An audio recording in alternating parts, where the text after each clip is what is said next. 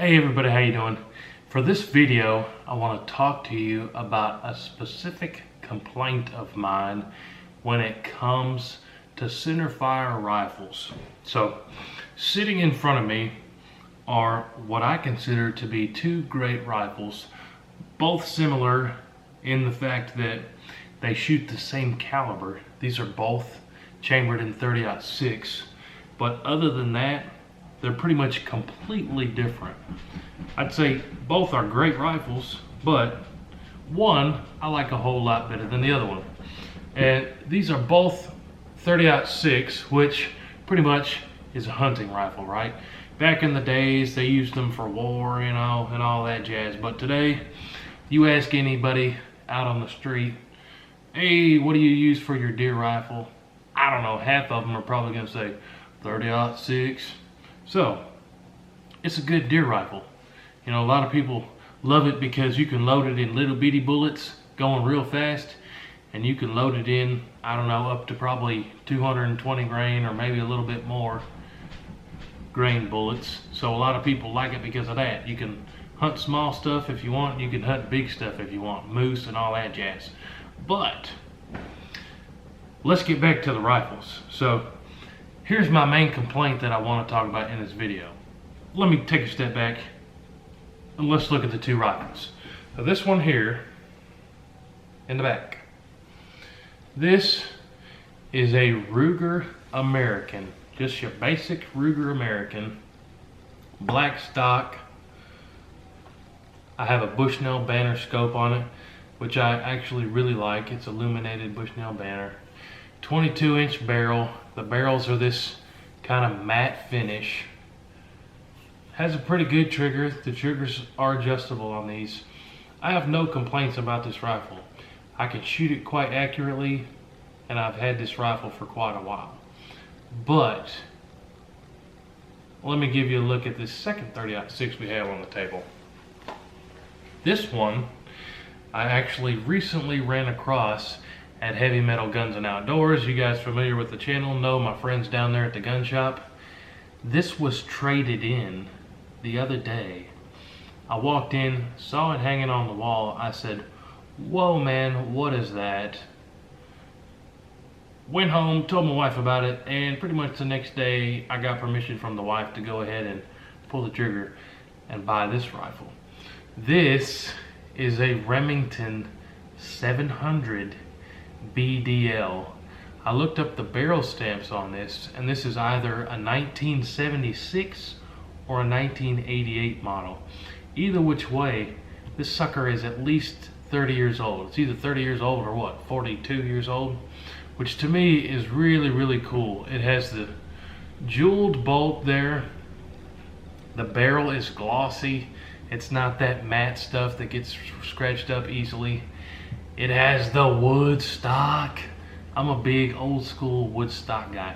I'm not a real fan of the synthetic stuff, but the synthetic stuff is cheaper, so you guys know that I'm cheapskate. But the main thing that I'm griping about in this video is look at the sights on this.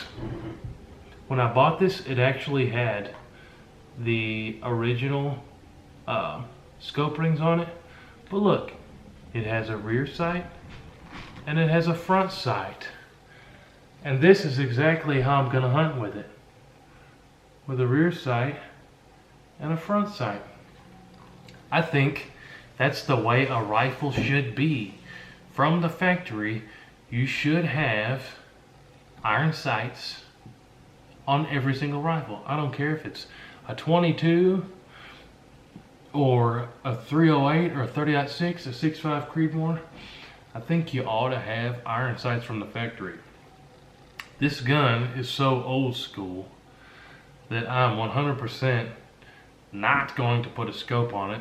I may someday, just for having a good time going to the range and trying to knock out some long range stuff with this old gun, but I'm gonna leave it with the iron sights just because I think it's awesome. It's not every day that you come across an old school Remington 700 BDL like this. I mean, they have those little white rings that are pretty famous for these. The wood's in good condition. And it's got iron sights. I want to make it my goal to take a whitetail with these iron sights. I may not do it this year because I have a lot of other priorities I'm trying to take whitetail with this year. But this is going to be one of those treasures that stays in the family for a long time. It's got that Monte Carlo stock. You don't get that with the cheapies. I mean, you bring this baby up to your cheek, it just feels right. Now they still do make this BDL, but it's going to run you about $1,000. You might be able to find a little bit cheaper, but they still make these suckers. But the MSRP is about $1,000. MSRP on these synthetics, which I'll call cheapies, even though they're good rifles, I like them, they shoot good. These are running about $400. These suckers are running about $1,000. But like I said, I saw this hanging on the wall and just had to have it. This is going to be in some videos real soon.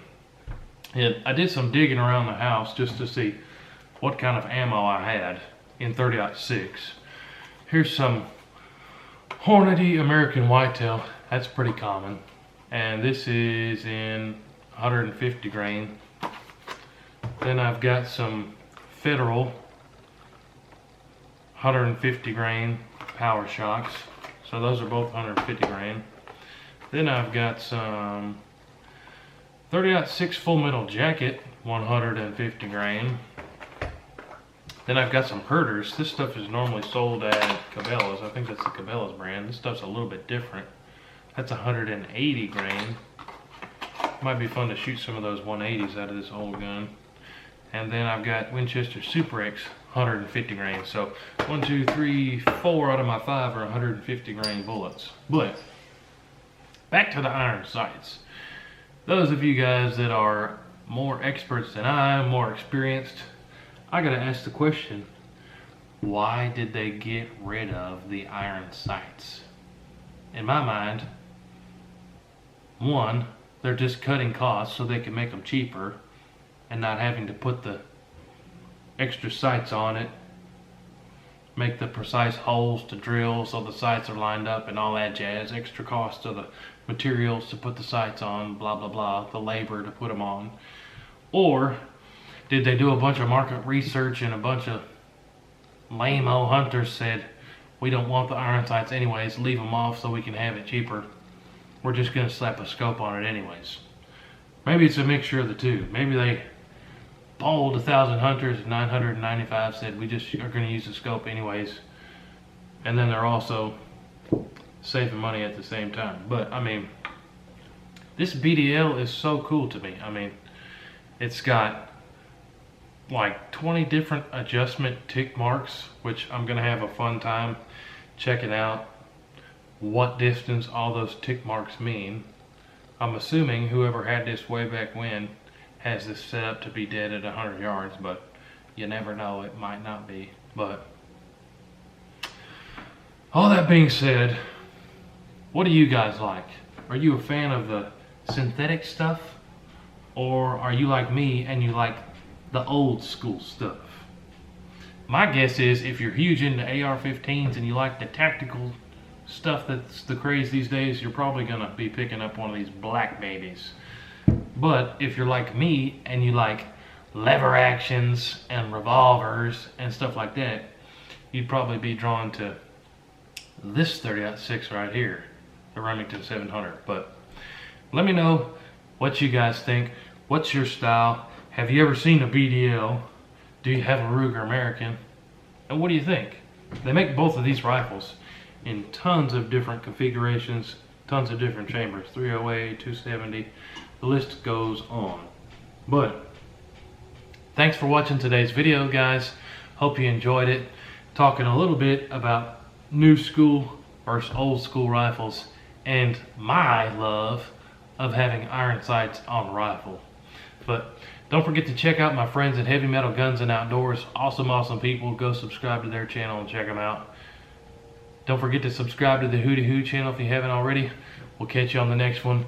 Tons more awesome videos coming soon. Thanks, guys.